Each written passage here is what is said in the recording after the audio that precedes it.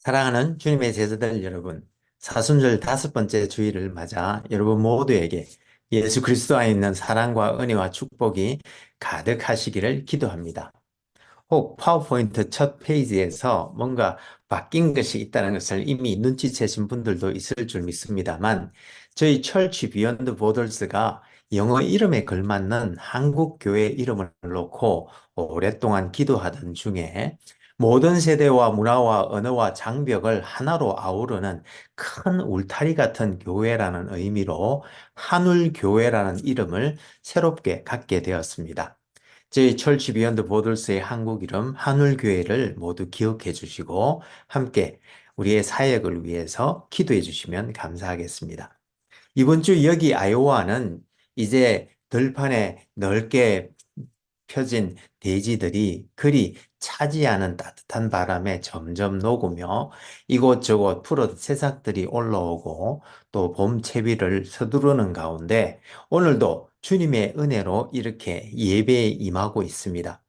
여러분들이 계시는 일리노이와 미시간과 뉴욕과 아틀란타와 또 세계 도처에서 이 예배에 함께 하시는 분들이 계시는 곳은 어떤지 모르겠습니다만 모쪼록 하나님의 은혜 안에서 모두 건강하고 행복하시기를 기도합니다. 그럼 오늘 사순절 5번째 주 주일날 아침에 하나님의 영광의 예배에 초대받고 함께 하신 여러분 모두를 환영하며 전능하신 하나님, 우리 아버지, 우리의 구주가 되시는 예수님, 또 우리의 성화주가 되시는 성령님을 예배하는 자리로 함께 나갔으면 좋겠습니다.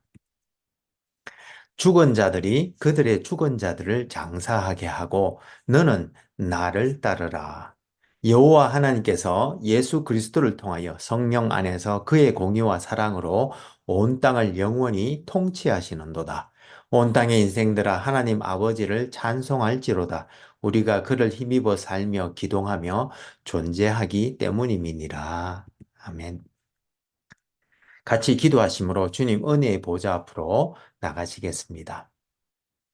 거룩하신 하나님 아버지, 사순절 5번째 주 주일날 아침에 허물과 죄로 죽어 있던 우리들을 살리시고 또 제자 삼으시되 모든 민족을 제자 삼는 영광스러운 사명을 주시고 오늘도 건강과 믿음을 지켜주셔서 하나님을 예배하게 하시니 감사와 찬송을 올려드립니다.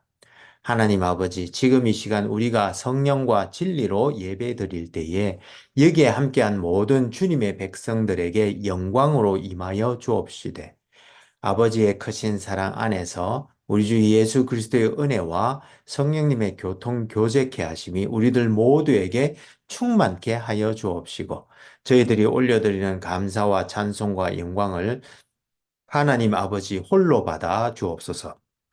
영광의 주님, 우리 주님 예수님 이름으로 기도합니다. 아멘. 오늘 하나님께서는 마태복음 8장 18절에서 27절 말씀을 통해서 우리들에게 말씀하십니다. 제가 읽어 드릴 때에 여러분들의 마음에 하나님께서 친히 말씀해 주실 줄 믿으며 먼저 오늘의 본문을 읽기 전에 오늘 본문의 컨텍스트를 잠시 살펴보면 좋겠습니다. 여러분, 지금 우리는 복음서 시리즈 중에 마태복음에 대해서 살펴보고 있는데, 마태복음은 이제 하나님의 나라를 이어받은 교회 공동체에게 그들의 정체성과 삶에 대하여 가르쳐 주고자 쓰여졌다고 했는데, 이번 주에는 그렇게 하나님의 통치가 임한 제자들의 제자도의 특징들에 대해서 함께 살펴보기를 원합니다. 그럼 제가 오늘의 본문인 마태복음 8장 18절에서 27절까지의 말씀을 읽어드리도록 하겠습니다. 이것은 하나님의 말씀입니다. 예수께서 무리가 자기를 애워 사는 것을 보시고 건너편으로 가기를 명하시니라.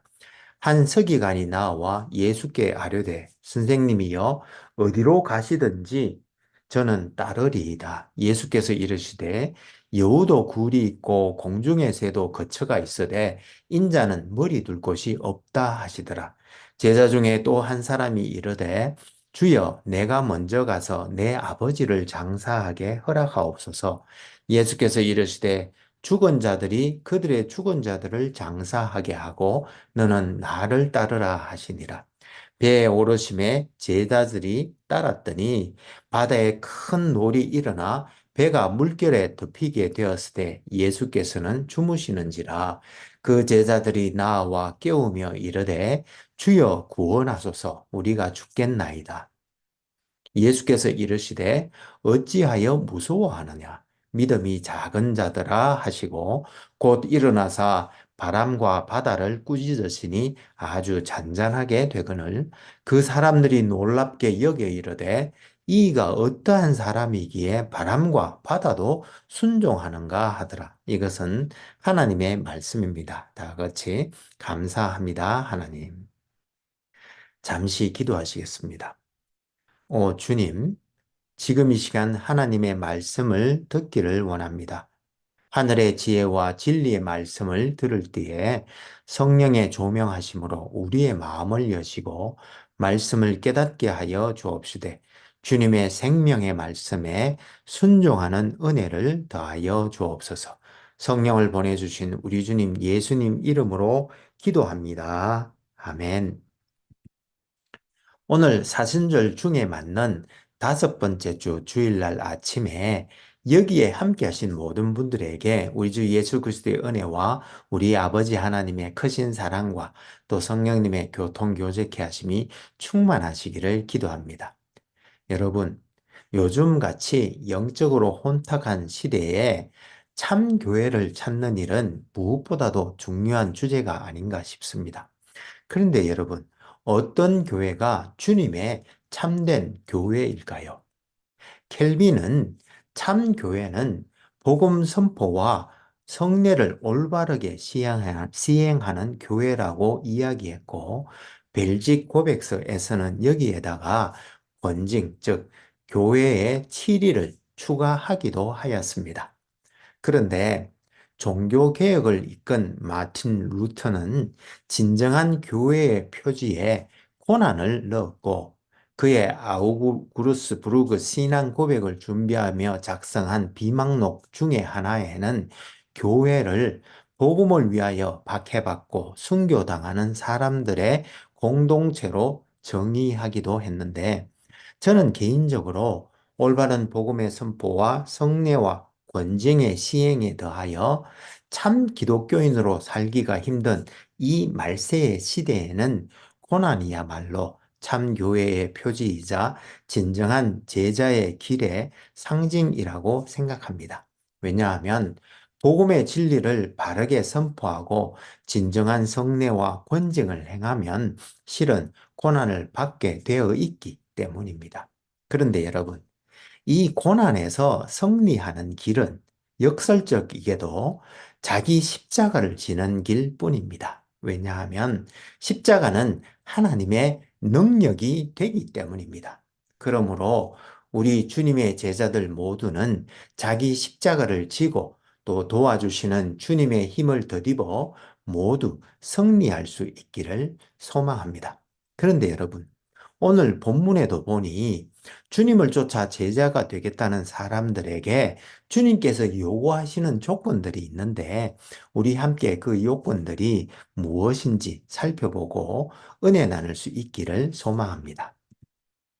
오늘 본문이 나오는 마태복음은 지난 몇 주에 걸쳐 살펴본 것처럼 마태가 AD 75년에서 80년경 사이에 유대 개종자들로 구성된 기독교 공동체가 이제 점점 유대 공동체로부터 독립해 나가던 시기에 기록한 복음서로 AD 70년 예루살렘이 로마에 점령당하고 성전이 파괴된 것을 지켜본 예수님의 제자들에게 주님의 교회 공동체에 대한 신학적 기틀을 마련하기 위해서 쓰여졌는데 교회 공동체는 예수 그리스도를 통하여 하나님의 임재와 용서를 경험할 수 있는 곳이며 또 그의 통치를 통하여 하나님의 뜻이 이 세상에 임하는 곳으로 이 세상에서 모든 민족을 제자 삼으라는 주님의 대위임령을 감당하는 선교와 세계 변혁의 공동체가 되어야 한다고 말하였습니다.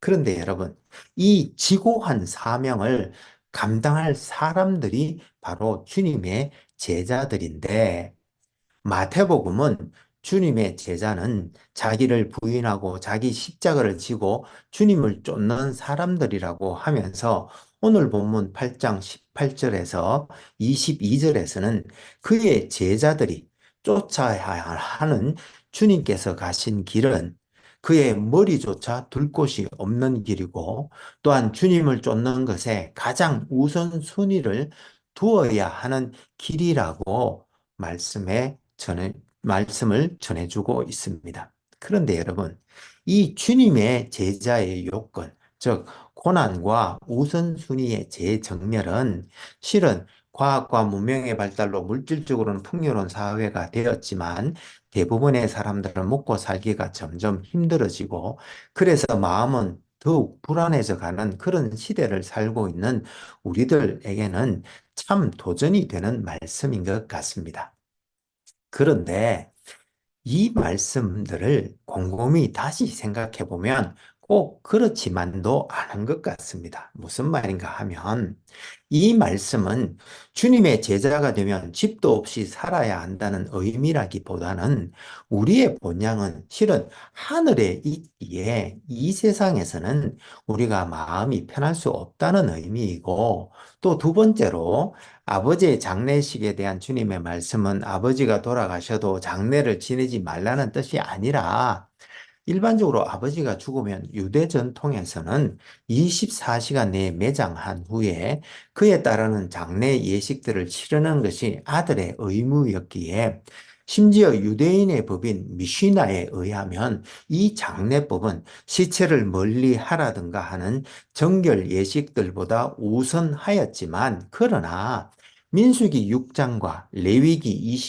21장에서 나실린이나 대제사장으로 구별된 경우에 있어서는 실은 아버지의 장례조차 참여하는 것을 허락하지 않았던 것과 같이 제자는, 즉 주님을 따르는 제자들은 주님을 따르는 것에 절대적인 중요성과 최우선 순위를 두어야 한다는 것을 강조하고 있는 말씀으로 실은 주님의 제자인 우리들 모두가 이미 마음으로 그것을 인정하고 또 그렇게 이미 따르고 있는 말씀인 줄로 믿습니다. 그런데 마태는 이렇게 고난을 각오하고 주님을 따르는 길에 최우선할 때에 제자들이 직면할 수 있는 그 어려움들에 대해서 우리들에게 또 다른 마음의 평안을 주고 있는데요. 무슨 말인가 하면 마태는 이 주님의 제자도에 대한 도전의 말씀에 이어서 23절에서 27절에서는 바람과 바다를 잔잔하게 하신 사건을 배치하고 있기 때문입니다.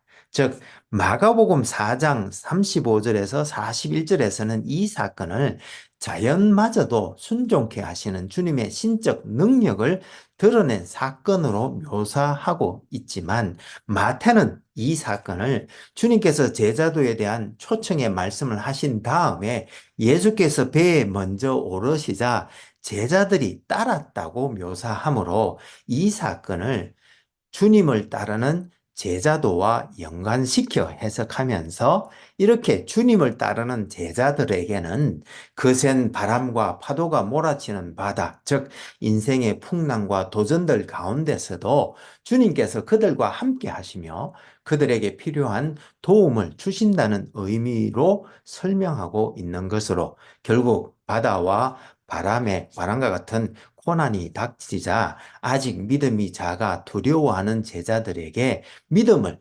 가지라고 권면하고 있기 때문입니다. 이렇게 마태는 그의 복음서에서 제자들을 아직 믿음이 작은 자들이라고 부르면서 제자들이 주님과 함께하는 과정, 즉 주님을 따르는 과정에서 점점 그들의 믿음이 성장해 나갔음을 보여주고 있는데요. 이 제자도에 있어서의 성장을 브루스라는 분은 그의 책 12제자의 훈련에서 세 단계로 구분하여 설명하고 있습니다. 즉, 첫 번째 단계는 그들이 단지 예수님을 그리스도로 믿는 신자로서 때때로 예수님과 동행하는 단계에 있다가 두 번째 단계에 이르면 이제 그들이 모든 일에서 직접 그리스도와 항상 함께하는 형태를 취하고 심지어 세속의 직업까지도 완전히 포기하거나 습관적으로 포기하는 단계에 이르게 되고 마지막으로 세 번째 단계에서는 12제자가 많은 무리로부터 선택되어 그들 생애에 있어서 가장 높은 단계의 부르심인 사도가 되어 주님으로부터 별도의 특별한 훈련을 받는 단계에 이르게 된다고 구분하였는데, 그러나 여기서 우리는 신자로 주님을 간혹 따르는 첫 번째 단계이든 아니면 그리스도와 함께 함께하는 두 번째 단계이든 혹은 사도로 부름받아 주님의 사명을 감당하는 세 번째 단계이든 그들의 믿음이 성장하는 모든 단계에서 그들은 언제나 주님의 제자였다는 사실과 또 이 제자라는 정체성이 그들이 예수님과 함께하는 모든 생활의 기초가 되었다는 사실을 명심하여야 할 줄로 믿는데, 이렇게 마태가 그의 복음서에서 제자들이 제자도에 있어 점점 성장해 가는 모습을 보여준 것은 오늘 아직 부족함이 많은 우리들에게 있어서도 큰 위로가 되는 말씀인데, 비록 제자들이 약점도 있고 자주 실패도 하였지만 그들은 예수님의 부르심에 응답하여 자기에게 맡겨진 역할을 감당할 수 있는 제자들로 점점 성장해 나갈 수 있었던 것처럼 우리들도 아직 성숙한 제자도의 단계에 아직은 이르지는 않았다 하더라도 우리들 모든 신자는 또한 주님의 제자들임을 명심하고 한 걸음 한 걸음 주님을 쫓아가는 과정에서 주님의 제자도에 있어 성장해 가야 하고 또한 성장해 갈 것을 보여주고 있기 때문인 것입니다. 그런데 여러분, 이렇게 주님의 제자도에서 성장한다는 말은 무엇을 의미하는 것일까요? 서양 철학의 시조들인 소크라테스와 플라톤은 제자가 되는 것을 도덕적 판단을 제대로 하여 도덕적인 삶, 즉 덕스러운 삶을 살 수 있도록 선에 대한 의식을 일깨워 주는 것을 목표로 하고 있지만, 성경에서 말하는 제자도는 제자를 의미하는 단어인 구약의 히브리어 리무드와 신약의 헬라어 마세테스 모두가 배우다라는 어근에서 출발하였지만 스승에서 배우는 것에 시작하여 또한 스승에게 헌신하는 사람이란 의미로 쓰였는데, 그래서 예수님은 제자도에 있어서 지식이나 정보의 전달 혹은 기존에 그가 가지고 있는 덕을 심화시키는 것보다는 자기를 계시하심으로 자기에 대한 헌신을 일깨워내고 또 순종하여 따르도록 하는 것에 더 많은 시간을 투자하셨습니다. 즉, 제자도에 있어서의 성장은 주님을 더 알아가는 것과 함께 순종애로의 성장에 초점을 맞추셨던 것입니다. 그래서 마태는 제자를 주님을 알고 그를 닮아가며 또 주님의 명령에 순종하는 사람들로 묘사하면서 마태복음 11장 29절에서는 주님의 멍에를 메고 주님의 온유와 겸손을 배우는 사람으로, 또 마태복음 16장 24절에서는 자기를 부인하고 자기 십자가를 지고 주님을 쫓는 사람으로 말씀하고 있는데, 실은 이 두 말씀은 같은 의미를 가지고 있습니다. 무슨 말인가 하면 자기를 부인하는 것, 즉 자기의 지혜와 힘을 내려놓는 것은 결국 하나님 앞에 자기의 무능함을 깨닫는 겸손하게 되는 것을 말하는 것이고, 또 자기 십자가를 지는 순종은 결국 하나님의 명령에 순종하는 온유함에서 나오기 때문인 것입니다. 그런데 이렇게 제자는 예수님의 성품인 온유와 겸손을 닮아가며 예수님께서 명하신 것을 행하는 사람이라고 했는데, 그의 복음서 마태복음 28장에서는 이 예수님께서 명하신 것이 무엇인지 분명히 나오는데요. 그의 대위험인령에서는 예수님의 제자가 된다는 것은 첫째, 주님께서 분부한 모든 것을 배워 지키는 것과 둘째, 가서 모든 민족을 제자로 삼는 것 두 가지로 요약하고 있기 때문입니다. 그런데 여러분, 어떻게 하면 이제 이렇게 제자도에 있어서 성장할 수 있을까요? 마태는 어떻게 이런 성장을 이룰 수 있다고 말하고 있는 것일까요? 여러분, 어떻게 하면 고난 중에도 예수님을 쫓는 것을 최우선하는 그런 제자로 성장해 나갈 수 있는 것일까요? 여러분들은 어떻게 생각하십니까? 마태는 제자도의 시작과 또 성장과 완성은 은혜로 말미암는다고 말하고 있습니다. 즉 마태복음 20장 29절에서 34절에 보면 맹인 두 사람이 은혜로 고침을 받게 되자 예수님을 따랐다고 말씀하고 있고, 또 여러분들이 이미 잘 아시는 산상수훈이 나오는 마태복음 5장에서는 주님은 복 받은 사람, 즉 은혜 받은 사람이 하나님 나라의 덕성을 덧입게 되고, 또 하나님의 나라를 주님께로부터 받아 그 하나님 나라의 일들을 감당할 수 있게 된다고 말씀하셨듯이, 제자도는 바로 은혜로부터 솟아나는 삶이며 또 그 은혜를 덧입어서 성장해 나간다고 말씀하고 있는 것입니다. 그래서 본해프는 그의 책 나를 따르라에서 값싼 은혜란 제자도가 없는 은혜요, 십자가가 없는 은혜이며 살아 성육신 하시는 예수님이 없는 은혜를 말한다고 하면서, 제자도로의 부르심은 실은 은혜의 선물인 바 제자도는 은혜로부터 솟아나는 삶을 의미하며, 은혜란 오직 제자도임을 아는 사람이 복 있는 사람이라고 말했던 것입니다. 사랑하는 여러분, 우리들은 어떤가요? 과연 우리들은 지금 주님의 은혜가 이끄는 대로 제자도의 삶을 살고 있고 또 제자도에 있어 성장하고 있는가요? 바울이 고린도전서 15장 10절에서 내가 나 된 것은 하나님의 은혜로 된 것이니 내게 주신 그의 은혜가 헛되지 아니하여 내가 모든 사도보다 더 많이 수고하였으나 내가 한 것이 아니요 오직 나와 함께 하신 하나님의 은혜라고 고백했듯, 우리도 하나님의 은혜 때문에 또 그 하나님의 은혜가 우리를 인도하시기에 비록 제자도의 길이 힘들어도 세상 모든 것들보다 우선하면서 기쁜 마음으로 주님을 따르고 있는지요? 아니면 아직 그 기쁨을 누리지 못하고 제자의 길, 그 힘든 길을 혼자 자기의 힘으로 감당하며 지쳐 있으신 것은 아닌가요?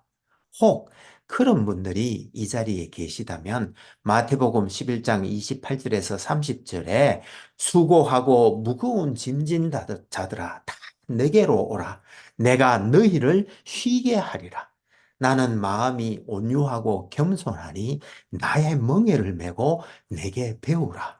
그리하면 너희 마음이 쉼을 얻으리니 이는 내 멍에는 쉽고 내 짐은 가벼움이라고 하신 주님의 음성을 지금 이 자리에서 듣고 힘을 내실 수 있기를 소망하며 기도하옵기는, 사순절 이 다섯 번째 주일을 맞아 우리가 차고 넘치는 하나님의 은혜를 받은 자로서 우리와 함께 하시며 주님의 멍에를 또 함께 져주시는 주님과 그의 은혜 때문에 우리는 아버지를 따르는 어린아이와 같이 기쁜 마음으로 오늘도 주님을 따르는 모든 제자들이 될 수 있기를 소망합니다. 그럼 같이 기도하시면 좋겠습니다. 신실하시고 감사하신 하나님 아버지, 오늘 사순절 다섯 번째 주 주일을 맞아 우리가 허물과 죄로 죽어 있었을 때에 아버지의 그 큰 사랑을 인하여 우리를 그리스도와 함께 살리시사 보좌에 앉히시고 그 은혜의 풍성함을 여러 세대에 나타낼 수 있게 하셨으니 감사와 찬송을 올려드립니다. 주님 이 시간 십자가 밑에 엎드려 간절히 기도하옵기는 우리로 오직 그 주님의 은혜 안에서 더욱 자라나게 하셔서 그리스도 예수 안에서 우리가 지원받은 대로 선한 일에 더욱 열심을 내게 하시되 그리스도 안에 있는 은혜를 통한 믿음으로 오직 하나님의 영광을 위하여 오늘도 기쁨으로 주님을 쫓는 우리 모두가 되게 하여 주옵소서. 우리들에게 본이 되시고 힘이 되시며 또 승리가 되신 우리 주님 예수님 이름으로 기도합니다. 아멘. 이제는 우리 주 예수 그리스도의 은혜가 매일매일 우리로 주님의 제자도에서 더욱 성장하게 하며 우리 여호와 하나님의 크신 사랑이 우리로 하여금 형제자매와 이웃을 더욱 사랑으로 섬기게 하되 성령님의 은사 주심과 교통 교제케 하심을 통하여 이러한 선하고 복된 일에 더욱 열심을 낼 때에 우리가 다음에 다시 만나는 그날까지 오늘도 본향을 향하여 오직 앞서 갇힌 주님을 쫓아 십자가만을 바라보며 한 걸음 한 걸음 전진하는 가운데 아버지께 영광 올려드리는 참 제자들이 다 되게 하여 주시기를 간절히 축원하옵나이다. 아멘. 감사합니다, 여러분. 오늘 사순절 다섯 번째 주 주일날 아침에 우리 주 예수 그리스도의 은혜와 하나님의 크신 사랑과 성령님의 교통 교제케 하심이 차고 넘치는 복된 날 되시기를 소망하며 모쪼록 이제 이른 봄을 맞아 모두 건강하고 행복하게 보내시면서 주님의 은혜와 자비와 긍휼이 넘치는 복된 한 주가 되시기를 기도합니다. 혹 여러분들 중에 다음 세대를 세우고자 하는 저희 한울교회의 비전에 성원해 주시기를 원하시는 분은 페이팔 계정 혹은 젤러 계정 info@churchbeyondborders.com으로 후원해 주시거나 혹은 책을 보내실 분은 Church Beyond Borders 앞으로 책을 쓰셔서 교회 주소 3626 Ontario Street, Ames, Iowa 50014로 보내주시면 감사하겠습니다. 그럼 다음 주에 다시 은혜로 만나 뵙겠습니다. 사랑합니다. 감사합니다. 축복합니다. 바이.